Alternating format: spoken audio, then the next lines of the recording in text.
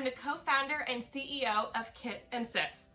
Growing up, my twin sister and our childhood best friend used to spend hours crafting and creating with our dollies. At a young age, crafting taught us that we have the ability to create something with our own hands. And in a generation full of technology and screen time, children are lacking the skills and benefits of hands-on crafting and innovation. So, 7 years ago, my twin sister and our childhood best friend decided to found Kit and Sis.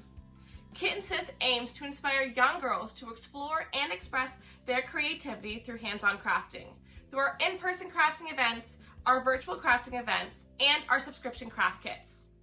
Over the past 7 years, we've turned our childhood passion into actual sales and revenue. We've generated over $60,000 in revenue, established a loyal following, and created demand for our products and services. We are confident with the proper funding, we will be able to scale Kit and Sis to the next level to make Kit and Sis the household name for childhood creativity. So, are you ready to get crafty?